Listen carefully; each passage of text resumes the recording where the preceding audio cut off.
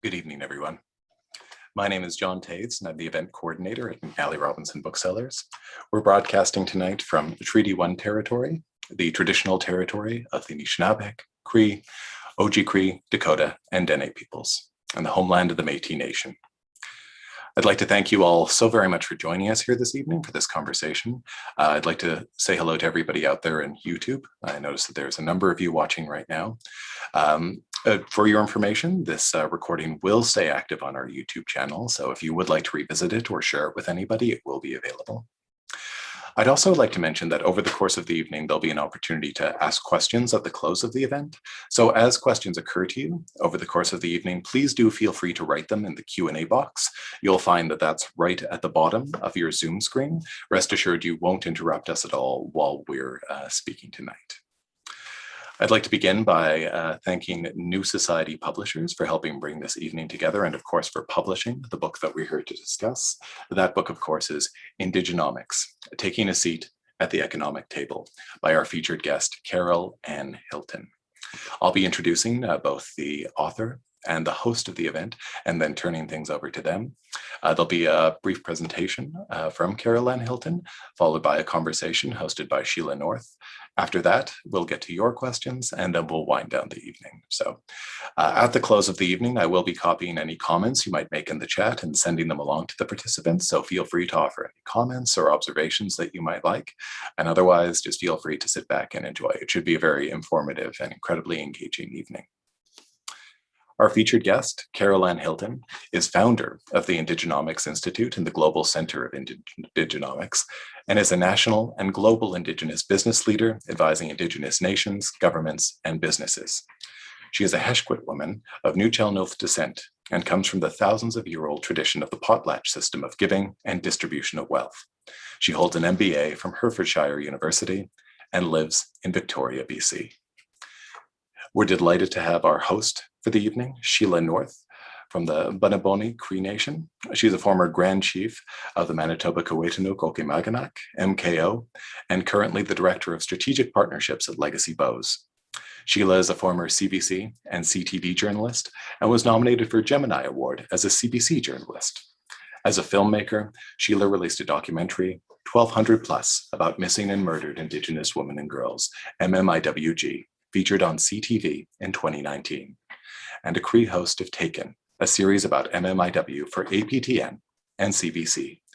She created the hashtag MMIW in 2012 to highlight conversations about the epidemic. Sheila is a proud mother of two and cook of one.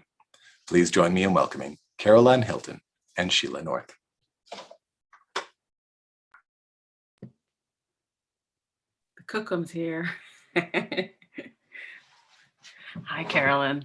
Carolyn, I'm very excited to be here with you. And let's start with, your book. I'm really excited to get into it, and I'll hold my questions for now because I would like to get going and hear your contextualizing the book. Absolutely. Thank you so much, Sheila, and big appreciation for you for coming out tonight. Uklasish Carol Anne Hilton, Heshguak Subsishu Klas Wakatush Ko Etza Omti. My Nuu-chah-nulth name is Wakatush, which means I come from a line of the oldest woman. From the Nuu-chah-nulth Nation, I come from the Heshkwit and the Hauzit families. And today I'm signing in from Victoria in the Lekwungen territory. And super excited to be here. It's unfortunate we can't be in person. I think I've spent so much time writing the book that reflecting on the process of it isn't often time that I have. So thank each one of you as well for coming out tonight and spending time with us here today. My identity as a Heshkwit woman in 2021 is really the influence that I see is the responsibility of what that means to me personally, of coming and being the first generation out of residential school. So with my mother, my parents going to residential school, my grandparents going to residential school, what I saw and experienced, I would describe as a fractured reality, where that sense of wholeness of identity has been very much disrupted by this concept of economic displacement.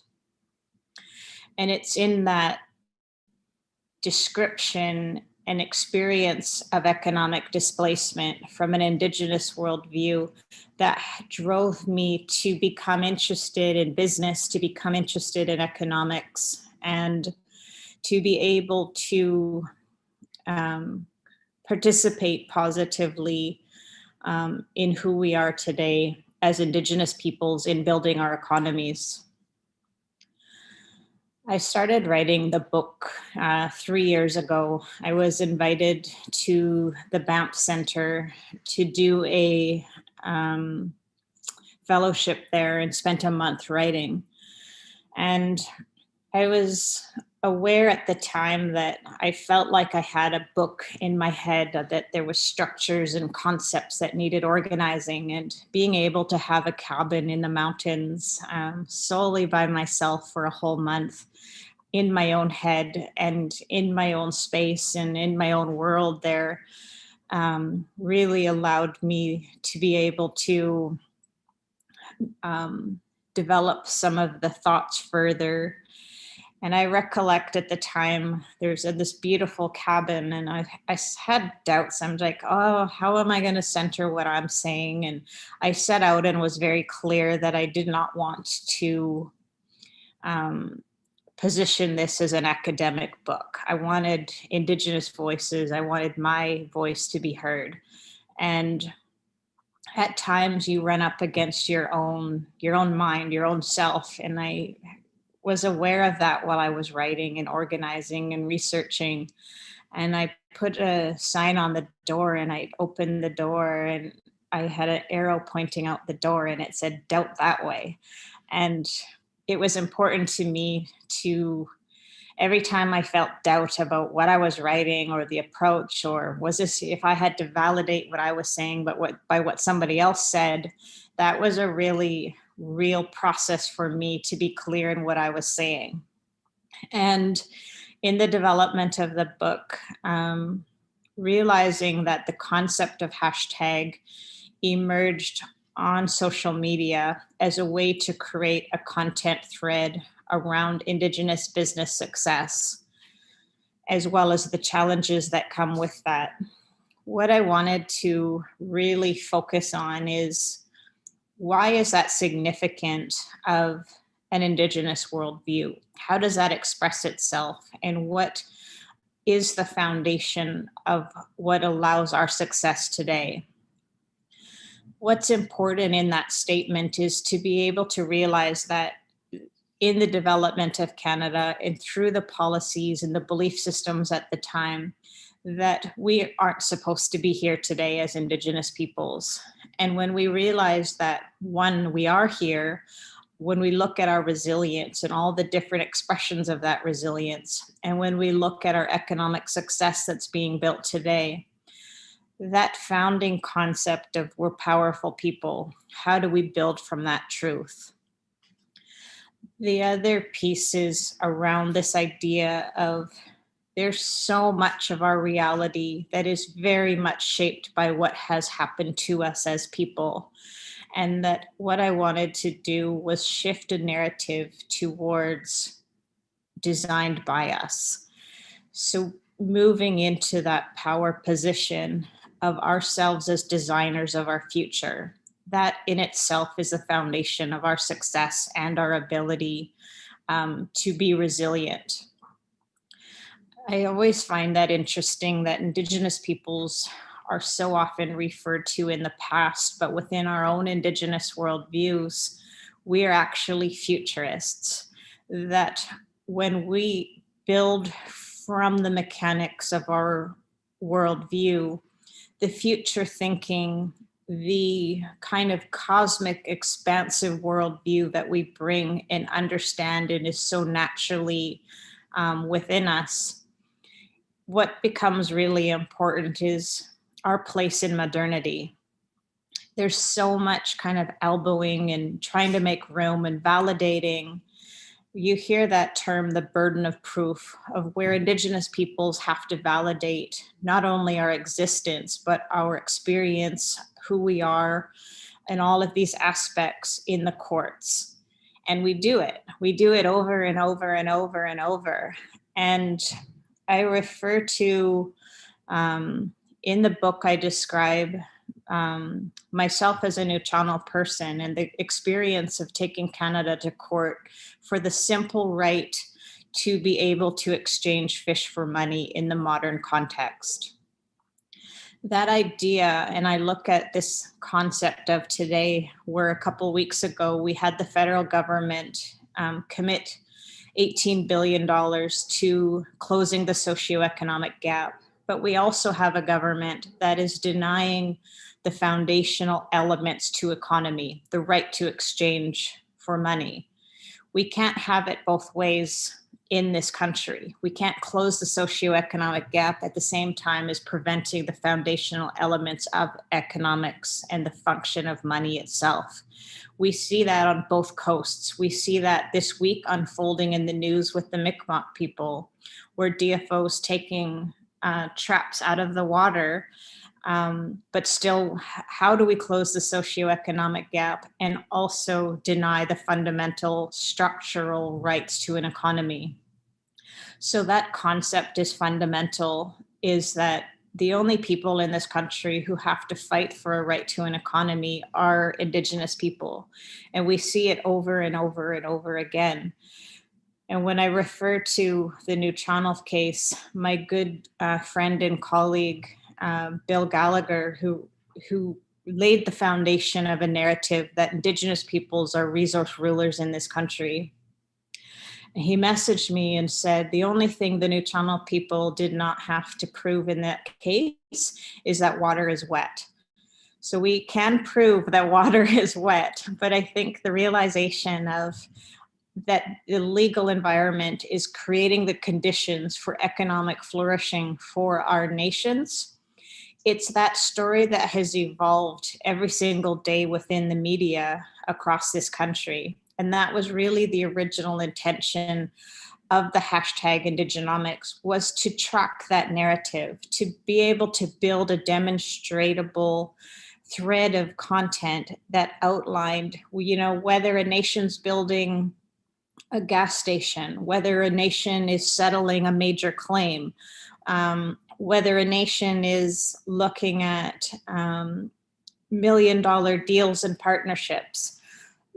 The whole spectrum of value creation from within an Indigenous economy is really what that concept of Indigenomics is, creating that space. I wanted to reflect for a moment on the concept of the $100 billion Indigenous economy. In 2018, at the Assembly of First Nations meeting, I presented that as an agenda and a target to be able to future pace Canada's economic reality. So if we reflect on this idea of the absence of any Indigenous economic target, it lays the conditions for the underperformance of the Indigenous economy. But to future pace and to be able to identify the performance and the structure of Indigenous economic design, that is Indigenomics. So I developed and designed the concept of Indigenomics to be modern, constructive, generative economic design. When we look at this concept of closing the socioeconomic gap, what is missing in that is causal relationship of what is the actual cause of the socioeconomic gap. So what has been important to me in building the platform of Indigenomics is to demonstrate that causal relationship, to understand that essentially this idea of economic displacement, of long-term economic displacement, is really the cause of the socioeconomic gap. So being able to build the structures, the institutions, the tools, the resources of Indigenous economic design, that's really the antithesis of this concept of Indian Act economics. I present that concept boldly to be able to place into Canadian identity that there's economics as we know it, there's Indigenous worldview, and there's Indian Act economics. And to be able to understand the structural conditions of economic regression that exists within the Indian Act, that is essentially what I have set out to do, is to name it, to be able to understand that every single Canadian in this country, whether they know it or not, every single Indigenous nation, however they currently describe themselves in terms of governance or treaty, have also been negatively impacted by the Indian Act. So to be able to create a narrative around addressing the conditions of economic regression, that what we come to is the intersection of choice, the choice of being able to decide, what does a future of Indigenous economic inclusion look like? In my work within my company, I have a theme that I refer to as money, meaning, and metrics in the emerging Indigenous economy. And really, the concept of measuring Indigenous economic strength is distinct.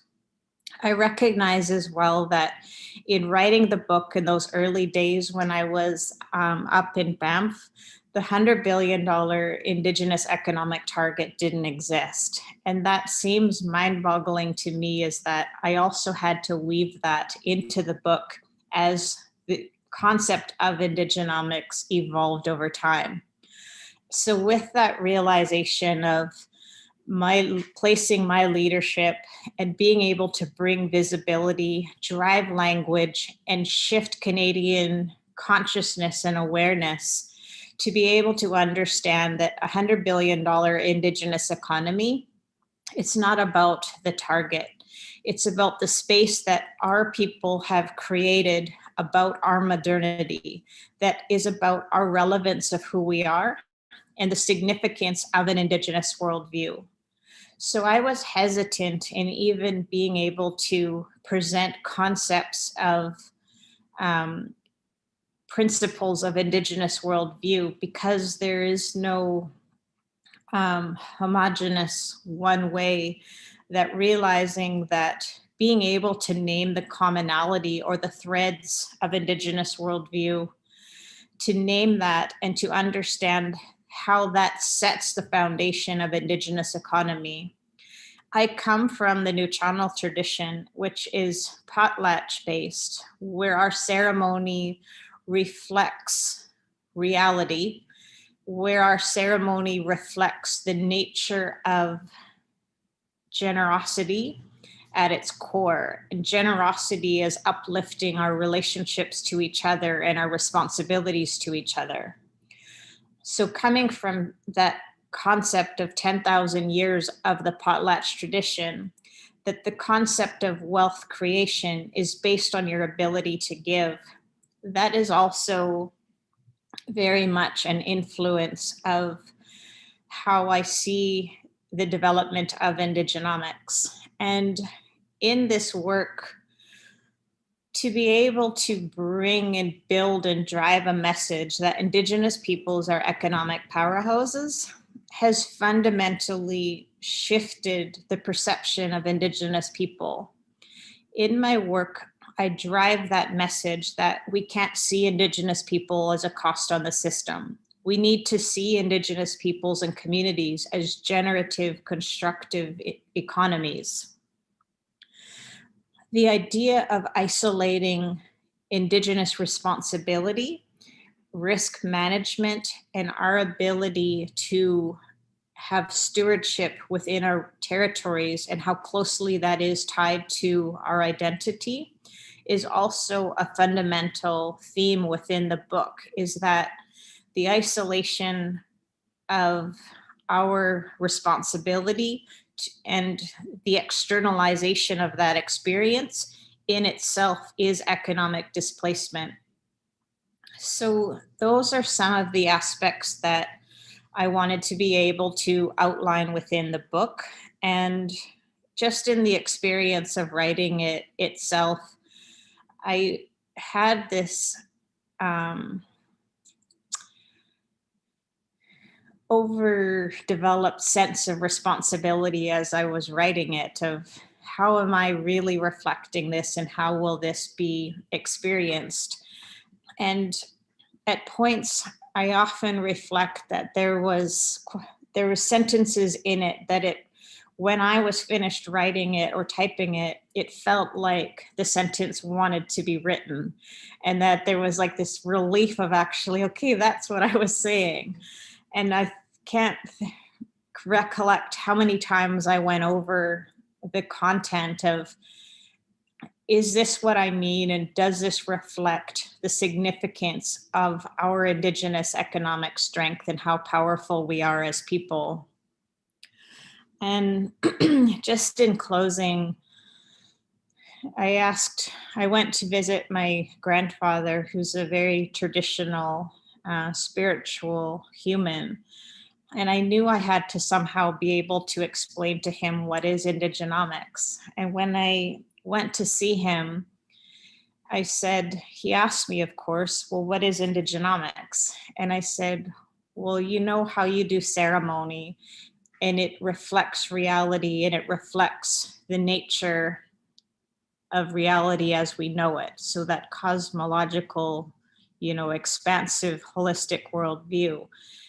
And he said, yes. And I said, so everything that we experience as economy, Indigenomics is really that economy behind that, the one that reflects the wholeness of reality, the wholeness of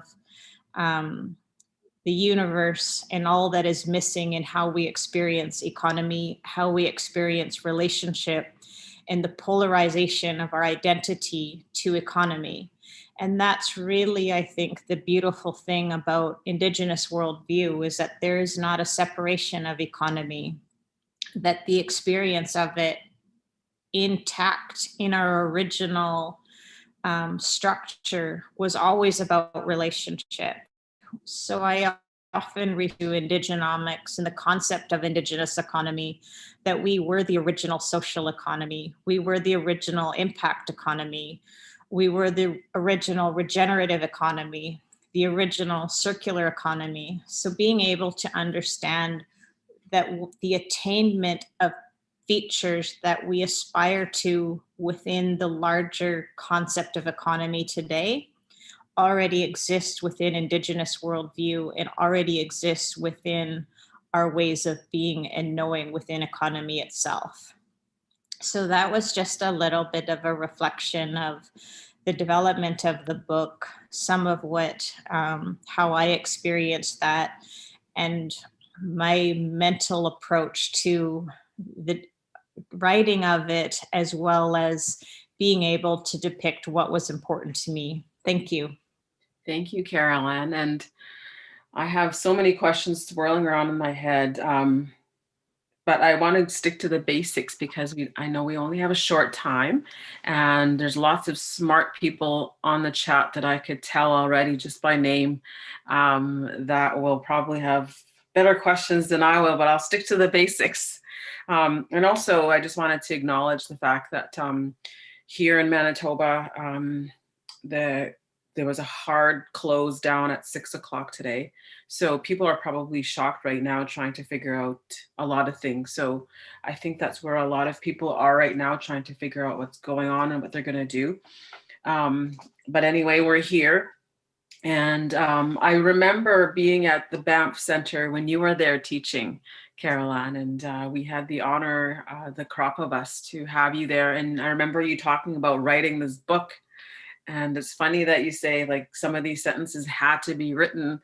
And I hear that from artists too, all the time, and even paintings. There's a painting behind me, and artists are so amazing. And I've even heard songwriters say that they're already there. They were just channeled through me to write down. And so I feel like that's so powerful, and everything that you're talking about is encouraging.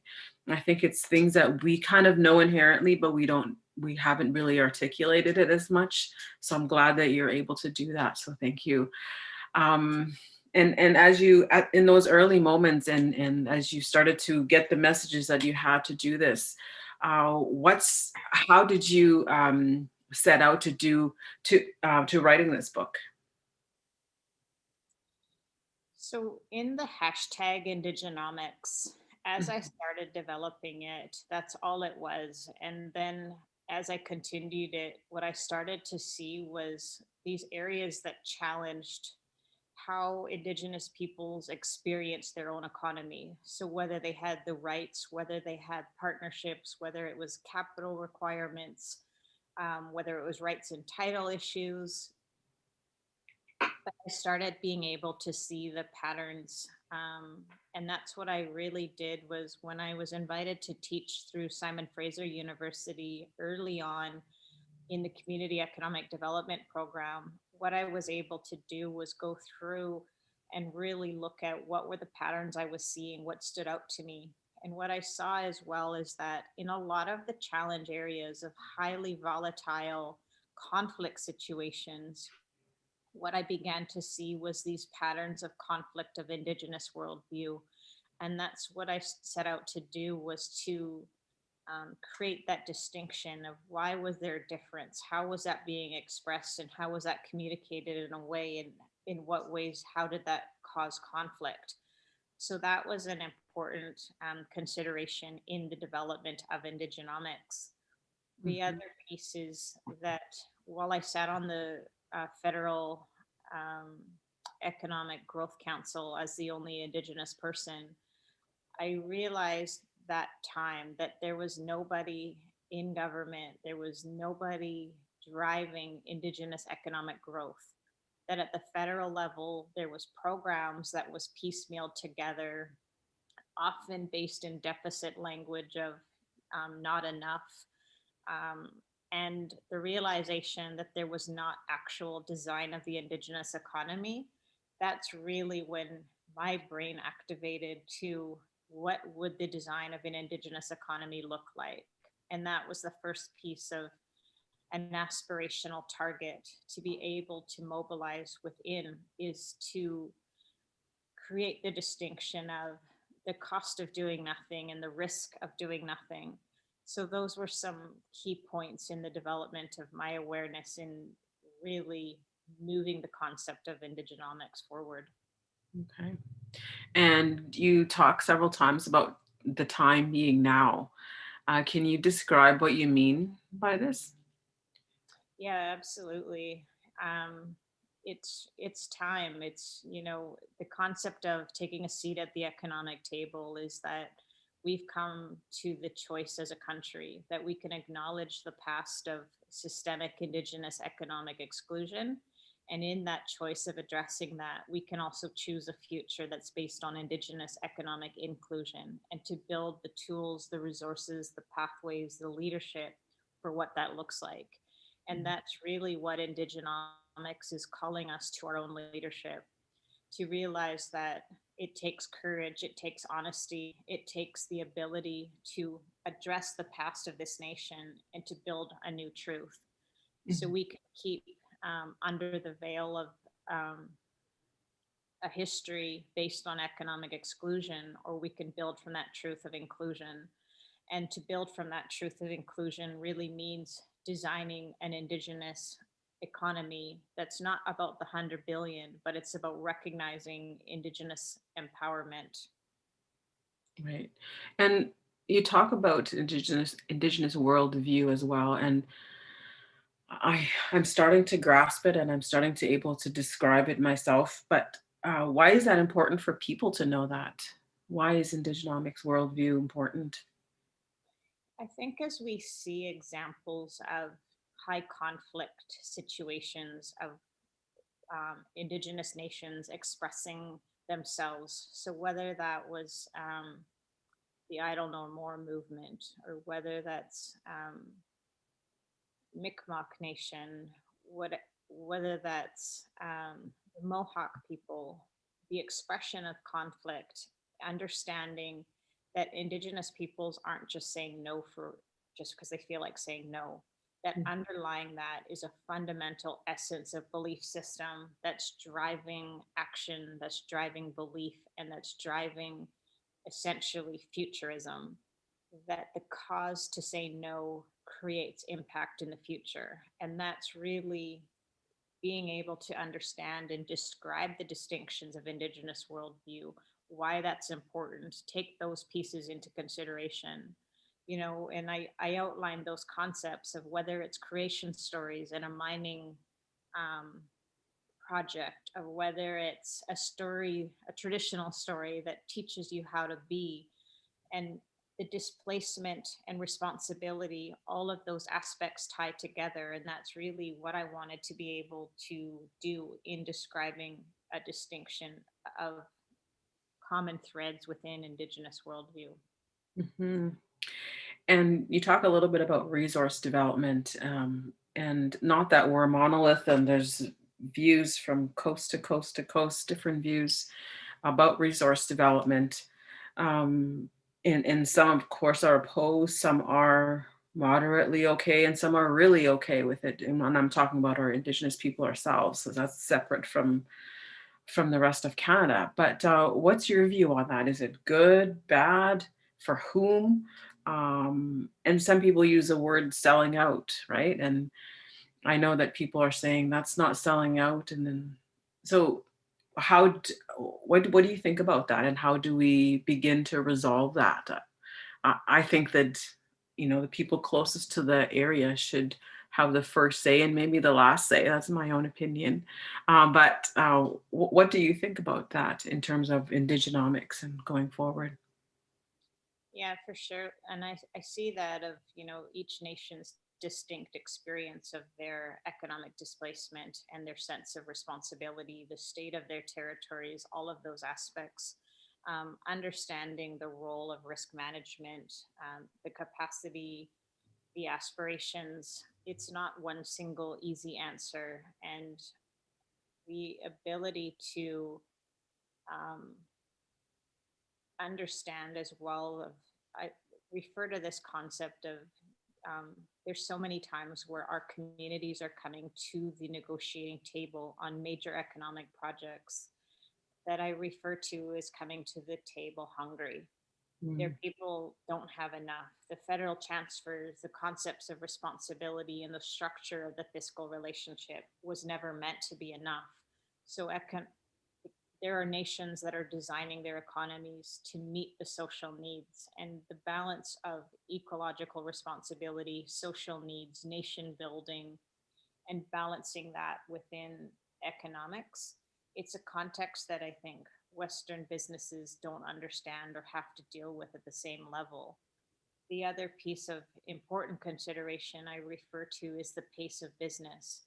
So Mm. the extended environment of the requirement for consultation is a reflection of the pace of business. And we hear nations that are saying, they have hundreds of applications or referrals crossing their desk every month.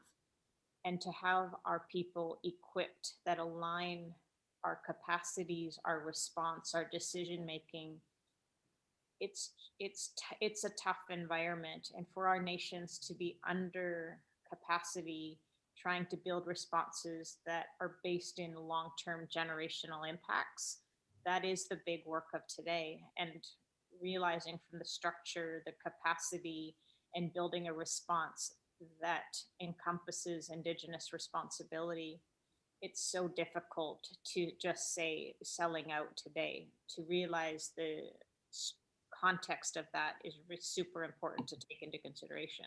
Thank you. Right. Okay. And a little bit about, going forward. I think the whole world is talking about economic recovery, right? And how does the Indigenomics and Indigenous people, do you see any clear or obvious ways that we can support, the Indigenous empowerment of economic recovery post pandemic? Seems like a good opportunity to do a lot of these things, right? Yeah, for sure. In my work at the Institute, I refer to this concept of an Indigenomics economic mix. So 12 levers to support the growth and design of the Indigenous economy. So that is really an invitation of looking at tools for investment, tools for leadership and tools for engagement within Indigenous economic design. And the concepts really based on those hotspots of clean energy or Indigenous trade or equity ownership or capital investment, entrepreneurship, procurement. We're seeing examples like the Yukon government developing a regional Indigenous procurement strategy of real engaging Indigenous businesses into the value stream of the territory. So I think understanding the tools and investment and structures, that's really what I encourage within building our response to now. Thank you. It's not 7:38 and we're getting closer to that time. I'm always mindful of the time since my time as a journalist, and time was always our enemy, but we'll get some quick questions in. One from a very smart woman herself, Marilyn Portra. She's an Indigenous Law Center professor at the U of Saskatchewan, if you're still there, Marilyn. She says, amazing to be listening to two brilliant Shiro women leaders, says the Shiro woman herself. Thank you both, and you're welcome. She's loving the paradigm shift through language development through power language in English. Not the easiest place to do this, and to reclaim space from a place of not only authority, but expansion. She loves this. She wants to see if you can elaborate on the idea of wealth and inclusion, social impact, regenerative future thinking, even spiritual economics and stewardship from the Indigenous lens. That's awesome. Thank you so much, Marilyn, for joining us. And thank you for the powerhouse question. Mm-hmm. I'm really interested in building this dynamic of an intergenerational conversation. In our communities, we understand, there's practices that we transfer, whether it's hunting or fishing or ceremony. The transfer of those practices, the teachings of those practices really make up the essence of our ways of being and knowing. And I talk about our modernity as people, who we are, what we understand about the world, and that this idea of intergenerational wealth transfer. What is it that we're doing? When we can have the conversations of money is a tool that supports our success, it's a new tool that's being added to the foundation of our success of who we are.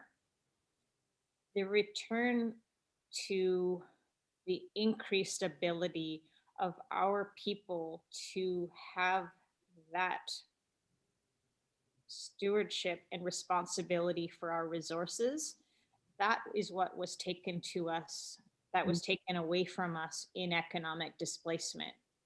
And in that return or the realignment of our responsibility and our inherent responsibility, and how many of our people express that that responsibility came from our Creator. That spiritual dimension of responsibility, identity in it allowed our people to be prosperous.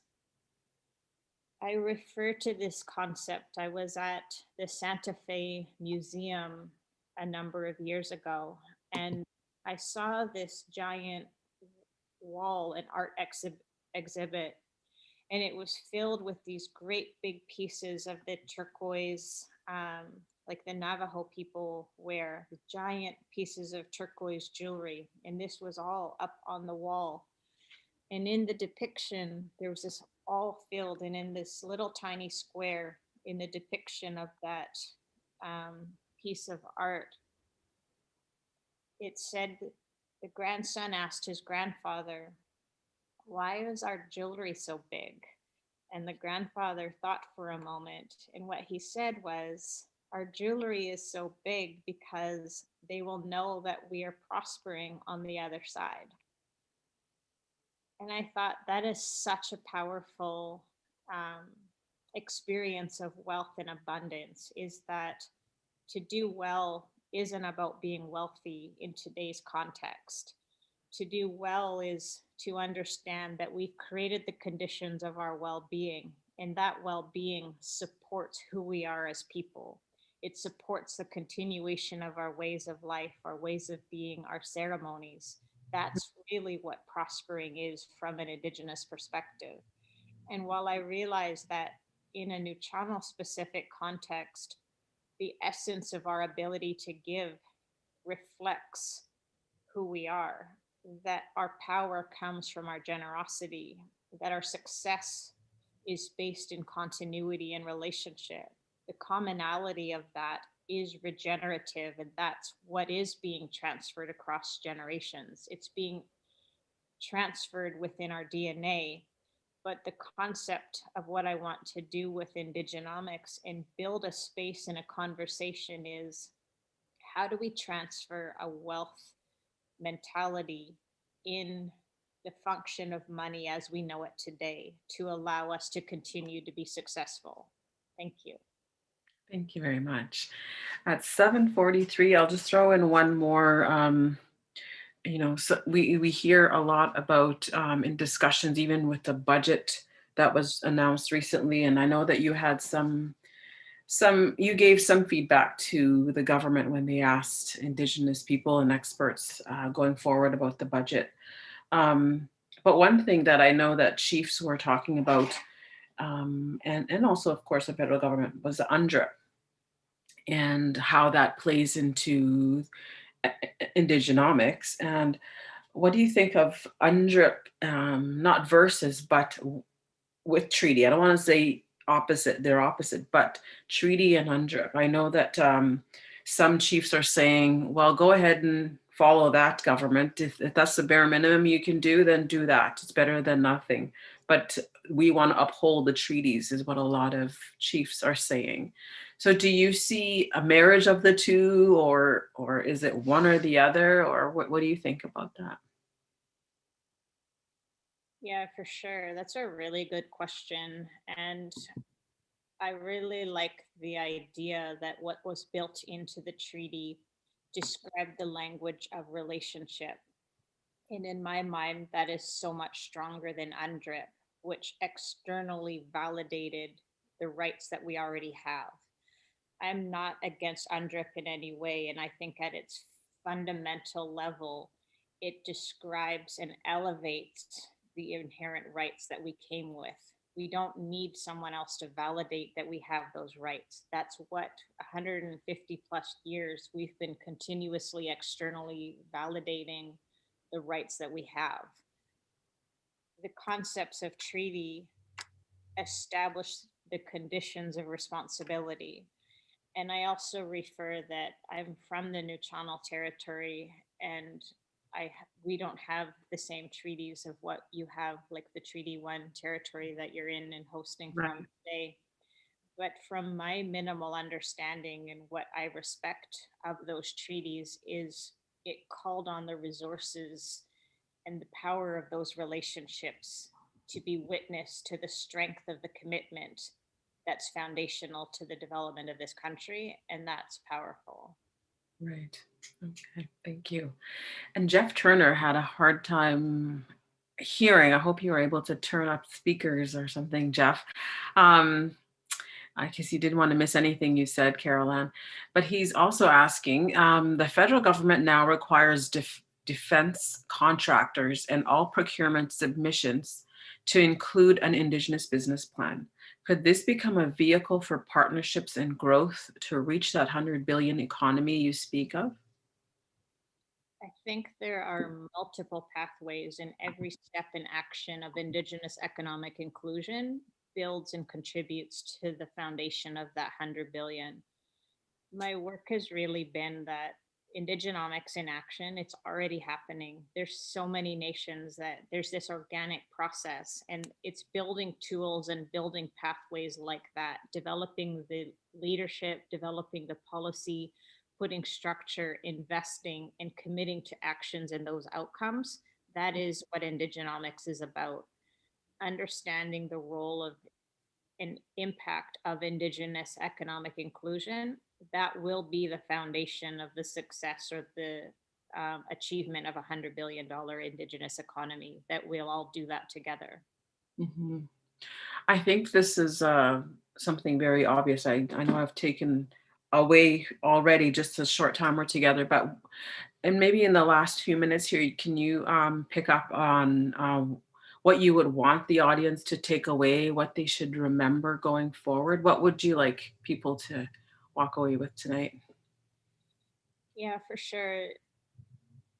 To me, it's important to be able to center your own learning, to center your own perception, to be able to build a toolbox and elevate the quality of our conversations, so that equipping ourselves with those basic pieces of knowledge, why do Indigenous people have recognition within this constitution? To be able to build understanding around that, to build understanding around the Treaty One. Who were signatories to that? What was important about that? What does that mean to be in a treaty relationship? Those are all aspects to elevate understanding, elevate conversations, and use that to be able to elevate your own personal leadership. Okay. Here's another quick question from Emily. How can the concept of Indigenomics be conveyed to mainstream Canada?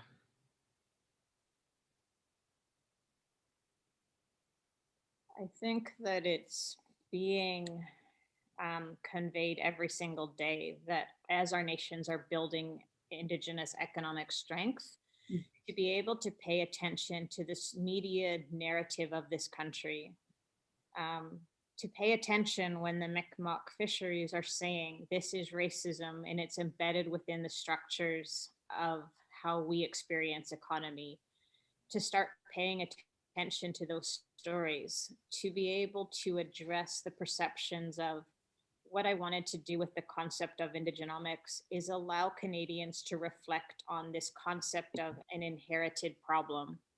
Right from the early words of Duncan Campbell Scott as a lead within the development of the Indian Act was this idea of the Indian problem. And my work has been tying the string or the thread of that as it's being inherited across time, and how that's so deeply embedded within Canadian perception of the Indigenous population and relationship. Mhm. To be able to shift away from Indian problem towards an understanding of the foundation of Indigenous economic empowerment, that's really what the concept of Indigenomics has set out to do. When I unleashed the $100 billion Indigenous economy, what I wanted to be able to do was create a power sentence that resonated across time, that reflected our experience of being Indigenous and of Indigenous economic displacement. The sentence that reflected that was, every time we say $100 billion Indigenous economy, it reawakens the Indian in the child that John A. Macdonald tried to kill. Mm. That is an uncomfortable space, because our ability to understand that the words of our first prime minister within this country was shaped within the perception of the Indian problem. So to be able to place the concept, the experience, and the embedded perceptions of that, reawakening the Indian in the child, points to the empowerment and how powerful we are as people, that we're still here. It points to our resilience, it points to our strength, and it points to our modernity, that we have a role in humanity itself. Okay, thank you. That gives me goosebumps. um, about 7:51, and I know that John will have some housekeeping duties to finish off. But I wanted to give you again the last few minutes and words to just finish off some of the thoughts. I know if people really, really want to get down and understand more, they should go get the book, which is available at McNally, where I got it from here in Winnipeg, wherever you are. It captures you right away as you start opening it.